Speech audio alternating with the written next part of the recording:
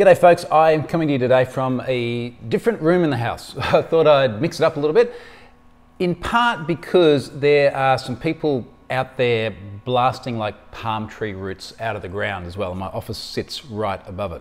So you might even get a little bit of background noise from that. I think I mentioned it 2-3 weeks ago, something like that. We're doing a bunch of renovations, which includes like ripping the entire garden out and just replanting basically everything, except for the palm trees that are sort of the size that those of you watching the video can see behind us. Turns out those bastards have got massive roots, and the massive roots have like gone through the drain, and then the stormwater drains aren't working, and we do get some pretty torrential downpours here. So this is sort of the fun of doing like anything renovation wise. You peel back one layer and then there's something under there, and you peel back another layer and there's something under there. So what started out as a garden has now got like a bunch of tiles and hoses and pipes and things being replaced, which is, I don't know, it's like, I guess that's just what happens when you renovate. It's the first time I've ever done any renovations, so now we're kind of learning about that. Be that as it may, I did come to a nice cozy room in the house. This is almost summer here in Australia. And again, as many of you know, I live on the Gold Coast, which is sort of the summery part of the sunny country. So it's 300 days of sunshine a year here, which is part of the reason why I don't like going away as much anymore. And that pool looks really inviting at the moment, as does the water. So there might be a jet ski on the horizon yet. Yeah, fun times. So moving on, a couple of blog posts this week. And in fact, before I do the blog post, one thing that kind of popped up in my Twitter feed this morning, which I just sort of thought deserves a recap.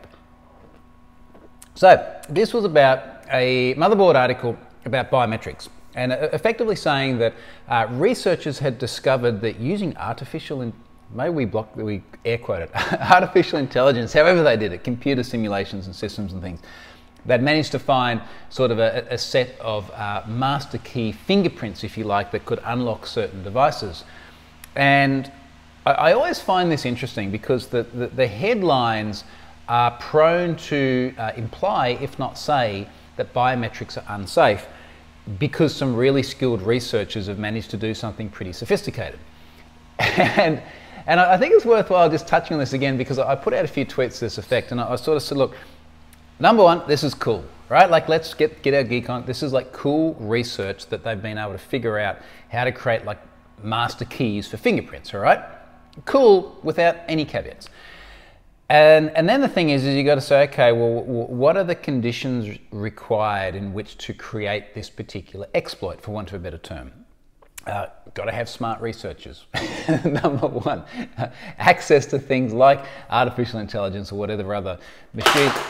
Oh boy, just had a plug fall off. So I've like MacGyvered up a portable light, which is sitting here, and it's plugged, and everything's kind of precarious because this is not set up for this.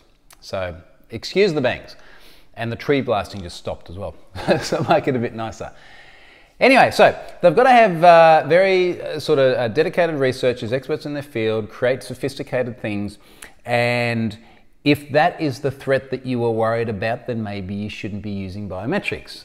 And then I'm sort of saying, look, for everyone else, it's like, who are you worried about? You're worried about the person who steals your phone off a bar, someone who pickpockets it out of your bag. I'm worried about my kids, you know, like these are the threat actors for normal everyday people. So, you know, that is one thing that I think is very important. And this is not just a biometrics discussion either, right? This extends through to everything else, including the things we're going to talk about later on with 2FA.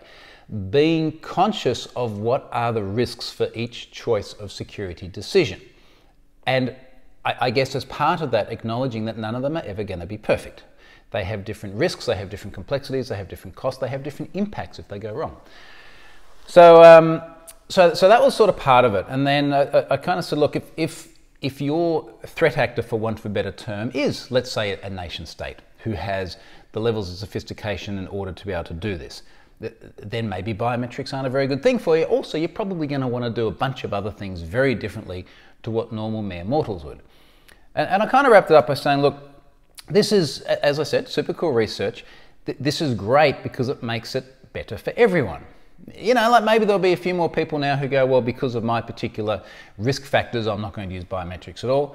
For the most of us, it has absolutely zero impact, and what will happen is later on, whatever devices it is still using touch, my outgoing iPad, I've got the new one coming, which is only going to be Face ID, those devices will get better. So, you know, like let's just keep a little bit of perspective on this and do a little bit less losing of minds. Now, moving on to something different.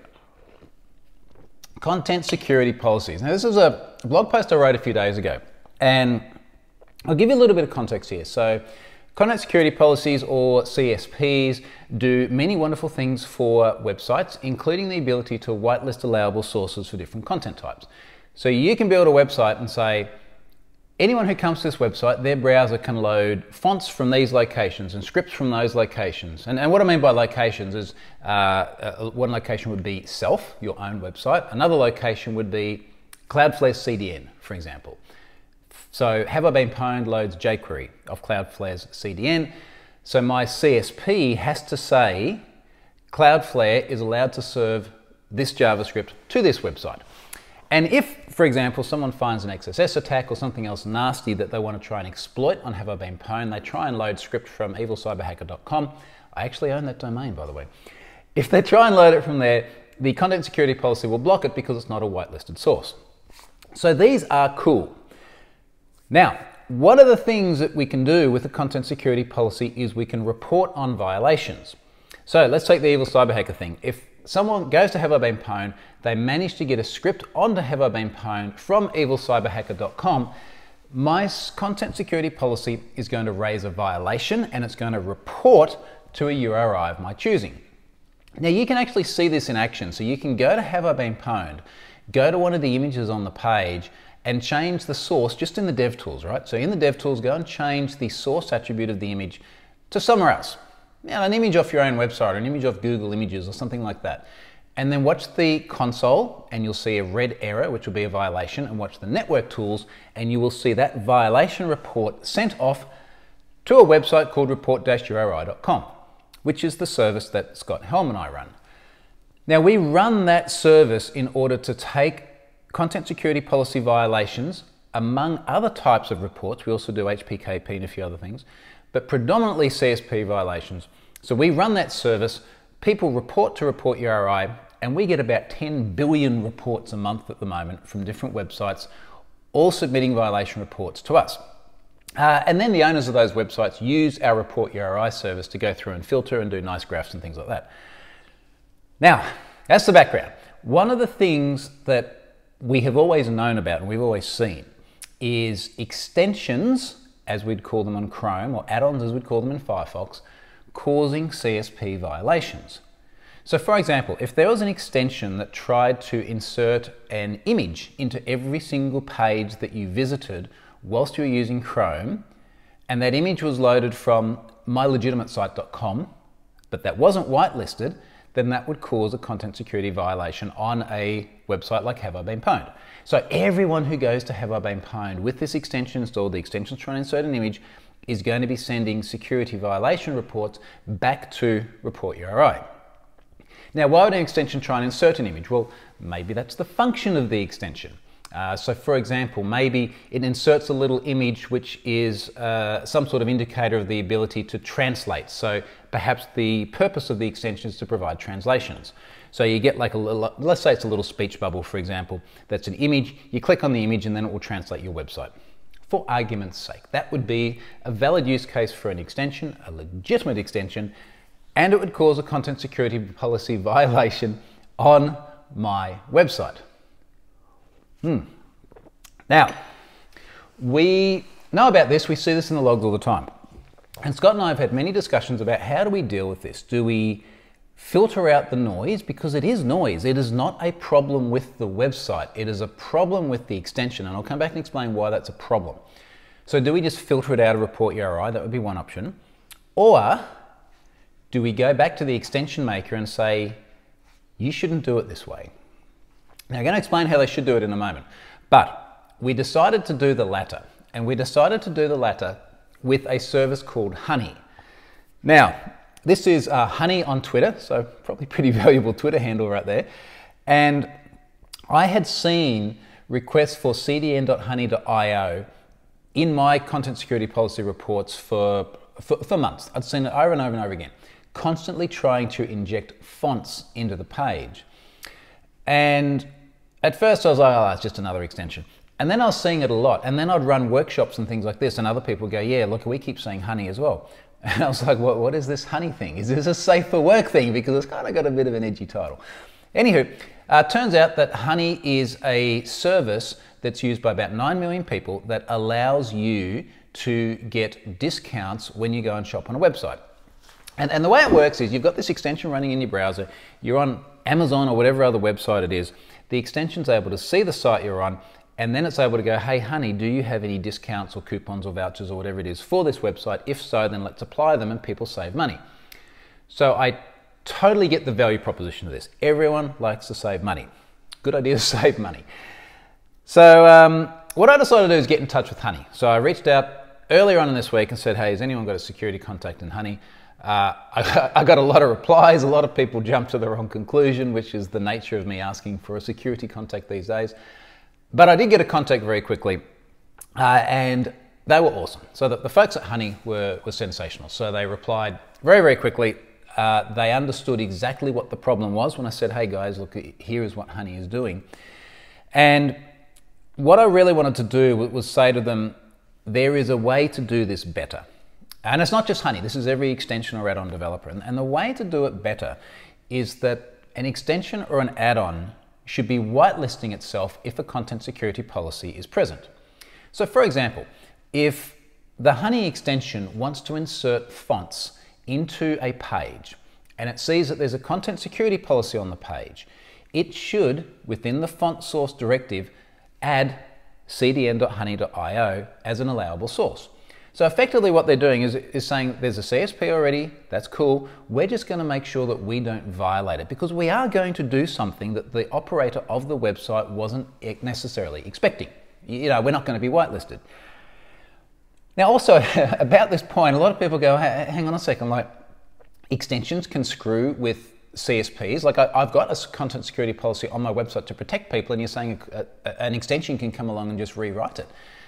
Extensions can do just about anything, and I've made this point many times before that you put a lot of trust in the extensions that you run. And I normally make this point after an extension has gone rogue. So for example, someone's built an extension, it's got 70,000 installs around the world, it does something pretty benign. Someone comes along and says, hey, how would you like $10,000 for your extension? They sell the extension, and now the extension's mining Bitcoin, serving malware, doing whatever else, because this is what an extension can do. It's got a lot more power in your browser than what a website does. So I kind of make this point in the blog post. And incidentally, the title of this blog post is Add-ons, Extensions and CSP Violations, Playing Nice with Content Security Policies. So extensions have enormous power. And in fact, in here, I go through and I install the Honey extension. And I've got a screen cap. So when I install it in Firefox, in which case it's an add-on, not an extension, it says add Honey. So this is Firefox. Firefox is saying add Honey. It requires your permission to access your data for all websites. Now one would imagine that all websites includes your social media and your bank and maybe other sorts of websites that you visit that you might not like to talk about here. So the point I'm making is you give extensions a huge amount of control and you really only want to use the ones that you trust. Even trust is a difficult word in this situation, that you believe are going to be less likely to being bought by someone for 10 grand and turned into a rogue extension. So the point is that is how we would like extensions to behave. We would like extensions to whitelist themselves in the CSP if a CSP is present. And I'd encourage anyone who is using Report URI, or if you're using CSPs and reporting somewhere else, if you see extensions not playing nice, contact the developer, point them to this post. Like, let's get extensions to clean up their act, because the more noise we take out of content security policy reports, the more effective they are, because we can focus on the legitimate stuff and not the screwy stuff. Now, as it turns out with Honey, Honey did not mean to put the fonts into the extension and have them load into the DOM. They actually fixed that in Chrome some time ago. And I did find it interesting that it was only happening in Firefox, but I'm sure that I'd seen it in Chrome before. Report URI puts a little logo of the browser vendor next to the report. So I was just seeing like Firefox all the way down. And they were actually already in the process of taking it out of Firefox of their own free volition anyway, and apparently that the process for submitting it to Mozilla was just taking a bit longer than what the process for Chrome was. So that's going to be fixed. Anyone using content security policies with reports are going to see Honey drop out of that, and that's how to fix these violations as an extension developer or an add-on developer. Okay, cool. So that was that one. Now, on to something else, and this one, if I'm honest, I've not even read all the comments on this yet because I posted it last night. I was just super tired because of a very long day the day before that I might touch on later on, and I haven't read the comments. I glanced at them. They were nice comments, good comments. Now, here's the blog post. Beyond passwords, 2FA, U2F, and Google Advanced Protection. So what I wanted to do is try and, in part, change the tone from last week, because last week was a little bit depressing. Last week was a combination of passwords are not going to go anywhere. This is last week's blog post. Passwords are not going to go anywhere because even though they suck, everyone understands them and they have very low friction, and this is the thing that's going to keep them here for the foreseeable future.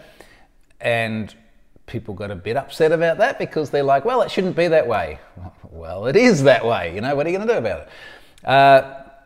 And then the next blog post was the one that a lot more people got upset about, which was the one about the fact that users are partly to blame if they use bad passwords and then they have an account takeover. And people got upset for all sorts of reasons. And I went into that in a lot more detail in my weekly update last week. And I did actually watch that one back again. I rarely watch these back just because I don't have the time.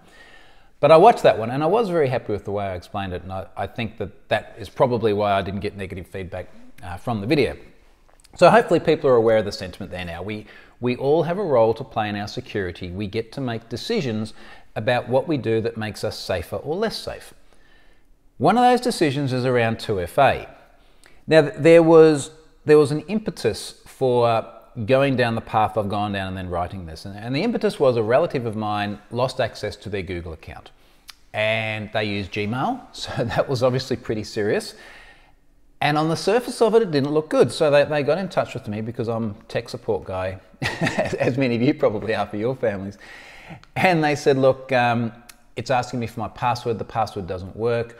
The website is coming back and telling me, so apparently Google will actually tell you if you're trying to use a previous password, and they say, look, your password was changed.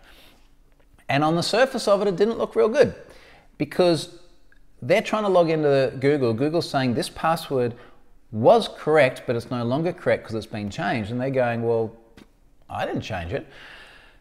And your first sort of reaction in a case like this, when it's Google and when it's a case where the password has been changed and the user's not sure that they did it, you kind of go, okay, well, you know, someone's gotten access to their account. And the only thing that sort of stopped me from thinking that was the case was that they do have 2FA enabled. Now, some people are already going to get upset because it's 2FA via SMS, and they're going to argue that it's not 2FA if it's SMS, yada, yada, yada. We'll come back to that. But the point is that they had a second step of verification there. So this would have been required not only knowing the user's password, but then being able to get that verification token, which is sent via SMS. So I'm thinking, well, you know, that's possible. You can still phish that. You can create a phishing page that asks for the username and password and then says, okay, now plug that into Google, SMS goes, let me now take I'll add another field, I'll say, please enter the SMS that you just sent. A lot of things have got to line up, okay? This is not necessarily a trivial thing, and not least of which, the time of it's got to line up, because these are time-limited one-time passwords that you're sent via SMS as well, TOTPs. So I thought, yeah, it's possible, but not particularly likely. The other possibility, and this is probably more the Occam's razor under these circumstances, is that they changed the password and just didn't realize it. And it did turn out to be the latter, and I'm still not entirely sure how they managed to change their password without realizing it, but this is what happened. So, I put out a tweet, this is going back a couple of weeks now, asking for contact at Google to help me do account recovery because their recovery email address was an old email address there that they didn't have access to anymore either. Even though they still had access to the phone and they could receive messages there, that wasn't sufficient to convince Google that they were legit. So I reached out to Google, got some help, managed to get the account recovered, everything set back up. As part of this process, I started having a bit of a read, because it was presented to me on various screens, about Google's Advanced Protection Program. And their Advanced Protection Program is effectively using UTF, which is physical security keys. Now, I'm going to talk about advanced protection in just a moment, but I think it's worthwhile just recapping on the different mechanisms of 2FA or other FA or other acronyms, just to be clear about this. And what I have seen, I've read all my Twitters since yesterday, is people have really, really loved reading this, because apparently it explains it in a way that's pretty consumable. So I want to sort of relay some of it here, because it's important. When we say 2FA, we mean two-factor. And in fact, I'm going to rephrase it, because I don't even necessarily know that we always mean that. Strictly speaking, by definition, 2FA is two-factor. Something you have, which would be something like a physical token, something you know, which is normally your password, something you are, which goes back to biometrics, fingerprints, face, etc. So yeah, it'd be two of those things. So most typically when we talk about 2FA, it's going to be something like, okay, you've got to enter a password, which is the bit that you know, and then you've got to receive an SMS to the phone, which is the thing that you have. Don't get upset yet, I'm going to come back to this. You'll see why I say this. And people would consider that 2FA, because now it's these, you know, these two things. The challenge with this is that 2FA is not always literally by strict definition 2FA. And you'll see the words 2FA or the acronym 2FA used very frequently in places where probably strictly speaking it's not really. The SMS thing. You don't necessarily have to have the phone to be able to do SMS recovery. And here's what I mean by this. What happens if your SIM is hijacked? So we're seeing a bunch of SIM porting attacks lately. And the SIM porting attacks are really problematic, because what happens there is someone manages to get messages destined for your phone number sent to somewhere else. You don't physically have the phone, yet someone passes the second factor. As I say in the blog post, it almost gets a little bit semantic in terms of defining what is 2FA and what is not 2FA. And I'd rather talk about the actual technical implications and the risks and the processes you go through. So I'll give you a really good example of this. Very often, instead of 2FA, we would say two-step. Good example of two-step is you have to enter one password, it gets you through the first gate, and then you enter a second password, gets you through the second gate. That is absolutely positively one factor. They're both things that you know, but it is two steps that you have to go through. And depending on how you manage those two passwords, it should be stronger than just having the one password. If we think about something like the SMS example, and we might sort of now get down to the I guess the implementations of different means of two-step, 2FA, whatever the hell we want to call it. The problem with SMS is, first of all, the SIM porting situation, which is very, very worrying. If we go beyond SMS and we start saying, okay, what is our hierarchy of auth? Imagine this. So we got passwords alone, 1FA. We've got passwords and SMS, quasi 2FA. Yeah? And normally you have to have the phone, but someone else could port your SIM, etc.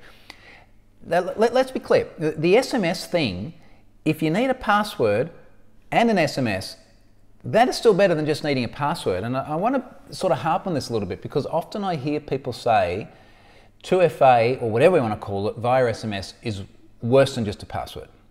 But it's not. It's not. You can't have a password plus something else being worse than just a password. It is stronger to some extent, and then there's an argument about what extent that is, but it is always stronger. I think the thing that people get upset about, and you really want to check this with your accounts, there's not like a hidden agenda behind this, but this is something that you really seriously want to check. The problem is if you can do account recovery with just the one factor, which is SMS, because then if someone manages to hijack your SIM and port it to somewhere else, and they manage to get whatever recovery code it is sent to that SIM, now you've got a problem. So this is where people get upset, and they're right to get upset about that, but when it is used in a true let's say two-step implementation where you need the password first, it is always better than just the password alone. So there's a hierarchy. Passwords, SMS. We go on to soft tokens. Some of you may use Authy. I certainly use Authy. Some of you may use 1Password. You can also put your tokens in there. I certainly use 1Password. Some of you use Google Authenticator app. That's another one though. I seem to end up using everything for different cases. But these are all soft tokens in that it is software that runs normally on your phone, and it generates a token, and then there's a little countdown thing. The little countdown thing gets down to 0, and then it generates another token. So those are time-limited one-time passwords. And hopefully that term makes complete sense. You've only got until the counter counts down. I think there's a little bit of a buffer normally. And you can only use them once. You can't go back and use the same one again. Now my wife is coming home. She's going to wonder why I'm sitting here in the kitchen table, all done up like this. So they're two different models. It's noisy out there, so I'm recording here. Okay, thank you. All right, so two different models. So we've got passwords and soft tokens. Now, the thing with the soft tokens is that they're very, very easily accessible. So you can go and install Authy, and you can configure that in minutes, and it's on your phone. You can synchronize it to your other devices. We'll come back to that because there are potential problems there. And from an accessibility perspective, they work really well. You don't have to be connected to a carrier for it to work. You don't have the problem of SIM porting. There's an edge case. We'll come back to that as well. But for the most part, it works very, very easily in a very low-cost fashion and in a very consumer-friendly fashion. Now, where we can sometimes have problems, and certainly this has been the case with people that don't configure Authy in the most optimal way, is when there is the facility to synchronize between devices, and you can synchronize by initiating an account login via things like SMS. Well, now you've kind of got a problem, because what happens if someone else gets access to all your tokens? Well, they're soft tokens. They exist on the device. There are people that certainly argue that soft tokens are not two-factor, because even though you have to have a device with it running on it, access to the token can be granted by something that you know, which might just be the pass. You see where I'm going? So it's not quite the same as you absolutely positively have some sort of device in your hand. So that said, I do want to reiterate that point. Soft tokens like Authy and 1Password, which has the soft token built in as well as all the password manager stuff, are the best implementations that we have in terms of that balance of cost and usability and security. And I'm quite happy to stand by that. So moving on, hard tokens. So I used to have one of those RSA Secure ID tokens when I was back in corporate land. So that would be a token which is, I guess, like half the size of a credit card, has a battery, literally has numbers on it. Counter goes down, numbers cycle. It is a physical representation of a soft token. We had them long before we tended to have soft tokens on devices. You have to have that present. You cannot replicate that in the same way that you can replicate a soft token. So you would have to have it on your keyring. I mean, I think I used to keep mine in the bag that I'd put my laptop. So that is an improvement, but of course, now you've got the hardware cost problem. So you've got to go and buy these things. And if you're let's say you're an organization with 100 people in there, you've got to go and buy 100 of these tokens. You've got to ship them out to everyone, and then they expire eventually as well. I remember I used to rotate them. I originally had one of the little sort of rectangle black ones, and then I had the gray one with the arm and the circle bit at the end. So yeah, these things do actually need to incur some cost, and of course they have the usability impact. And they just started blasting palm trees again out there. Now the other thing is, people always find a way to screw up security. And I'll give you an example of what I mean by that. I'm looking at one of the pictures in this blog post, and it's a webcam pointing at an RSA token. And the really funny thing about it is someone has actually written an entire blog post about not only how to set it up with the webcam pointing at the RSA token, but also how to OCR the numbers on the RSA token afterwards. So they have like jerry-rigged a physical representation of 2FA into something which now becomes 1FA, because inevitably all they need to know is the password for the website which has the streaming webcam on it. Or I don't know, maybe they were even just emailing the token. Who knows, but it obviously completely undoes the very premise of having 2FA. So that brings us through to the fifth level in the hierarchy of auth, which is U2F. Now many people will be familiar with terms like YubiKey. So YubiKey is a massively popular implementation of U2F. And U2F is just universal two-factor. It is actually a standard. It's owned by the FIDO Alliance. It's nice to have standards for these things, because then you can be consistent across browsers and clients and various implementations of it. And something like a YubiKey generally is just like a key that looks like a little USB stick. Or it doesn't necessarily have to be a USB stick, because I can't stick a USB stick into this phone. It could be NFC, it could be Bluetooth. So the joy of these devices is that they need to be present with you when you authenticate to a service which requires a security key using UTF. So security key is sort of the colloquial term that we use. And what it means is that, let's say for Google, and I'll talk about the enrollment process in a moment, but let's say for Google, if I want to log into my Google account, not only do I need to have my username and my password, it's still the same strong password that's in 1Password. I've got no idea what it is, it's just crazy. I've got to have that, and then it will say, now insert your security key. And I have to either take the USB one and stick it into my laptop, or take the Bluetooth one and hold it near my phone, and then either way press the button on them to go, yep, I want to log in. So you have to have it present. These can't be phished. There are no numbers to read. The only way I'm ever going to be able to log onto my Google account is I've got to have that key with me. If I don't have it with me, I'm kind of screwed. So I have to either wait until I get home and I get my key if I've gone out and I didn't have the key with me, or I have to go through what looks like a very unpleasant recovery process. So that's sort of the value proposition. In terms of Google's implementation of their advanced protection program, you've got to have 2 keys. Now they, in fact, I have a feeling that their guidance changed between the point where I ordered the keys and then when I wrote the blog post. But they recommend that you have 2 keys, which in my case, which needs to work with iThings and also my PC. They're recommending a Fitian bundle. Now Fitian is a Chinese manufacturer of security keys. Within this bundle, it's a 2-in-1 bundle, there's a multi-pass, which is a white sort of teardrop looking device, probably a little bit bigger than my thumb. And there is also a black unit which just plugs straight into USB and does also have NFC. I neglected to mention that in the blog post, even though the picture literally says NFC. So they're 2 different keys. Now you have to go through this enrollment process where both keys are enrolled on the Google account. This gives you some redundancy. If you lose one key, you can fall back to the other one. Now, as an example, I will keep that white key with me. I've already literally cable tied it into my bag that I always travel with. So I never travel anywhere. This is when I go on planes. Never travel anywhere without that bag. It will always be there, and by using the Bluetooth one, it means I can authenticate to my phone, or I can plug in a micro USB cable and authenticate back via USB into my laptop.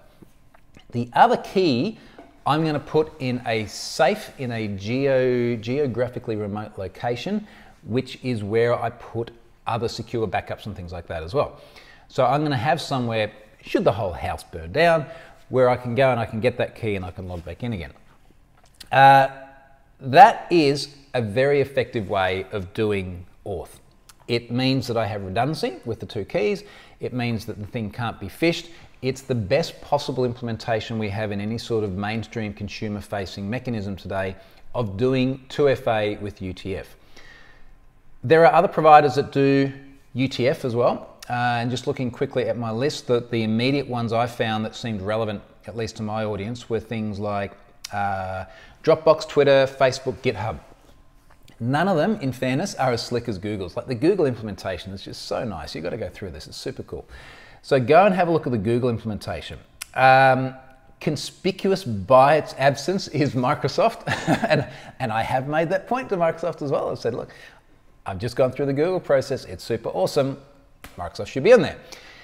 In fairness as well, Google only introduced this, I believe, last year. So someone can tell me if I'm wrong, but I'm pretty sure it's only last year.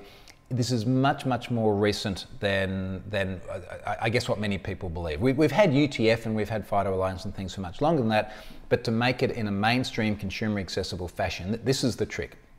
And it kind of goes back to the blog post from last week about why passwords aren't dying. It's because they are easy. And unless we make alternate authentication mechanisms easy, they're just not going to get traction.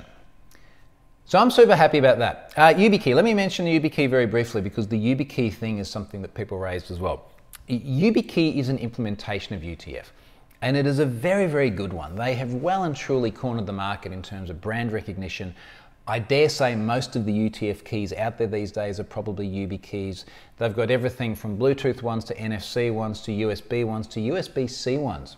A few people said, look, I've got the new MacBook Air, it's only got USB-C. Well, there's a USB-C, what are they? YubiKey. And were I to do this again, I probably would get the current gen YubiKey, which has every protocol I need built into it. It's got NFC, so it will work with this, and it's got a USB, so it will actually work with my PC as well. And I'd probably go down that path. And the main reason that I went with the Phytian stuff is that I wanted to like literally follow Google's instructions like a normal everyday consumer, write it up, target it at that audience, and sort of look at it and go, is this mainstream ready? And look, honestly, the answer is yes. I think anyone could sit down and do this. I also bought a bundle for my wife, so I'm actually gonna say to her, look, just follow the instructions. You know, like I don't want to do this for you. Follow the instructions. Tell me how you found this experience. But you know, she's probably more tech savvy than most as well, so maybe not entirely representative. But as much as it is consumer friendly, this is not the password killer. And it's not the password killer. First of all, because you've got to pay $40 for the bundle. You can imagine this, for most people out there, you're sort of saying, this will improve your security. All you got to do is pay $40. If you lose them, you're screwed. You won't be able to log back in again. Account recovery will be hard. You've always got to have them with you. A hacker might get your things. Like, what are they going to do? So unfortunately, I think people are still going to use this at a very, very low adoption rate. But I'm hoping the sorts of people that watch me and the things that I do are the sorts of people that are going to be much more likely to adopt it and hopefully even evangelicalize it a little bit to everyone else, including Microsoft and the other organizations we'd like to see support it. All right, so that is it for today. Last up is NetSparker sponsoring my blog post again this week. And as I've said many times before, I've done things with NetSparker for probably about the last 7 years now, mostly using their product back in corporate land. And now I use it when I do demos in my workshops as well. So big thanks for NetSparker for being there as a sponsor again. I have actually just sold out all my sponsorship through to the end of July next year, which again probably demonstrates that I'm still not very good at pricing it and positioning it, but it does mean that I'm full of sponsors. But I am keeping a short list of organizations that want to hear about what opens up after that, and I'm going to continue to refine that process and hopefully make it the best possible model. Until next week, thank you very much for watching, and I'll probably be back upstairs somewhere quieter then. And as for now, I think I'm going to go back out there to the pool. Thanks, guys.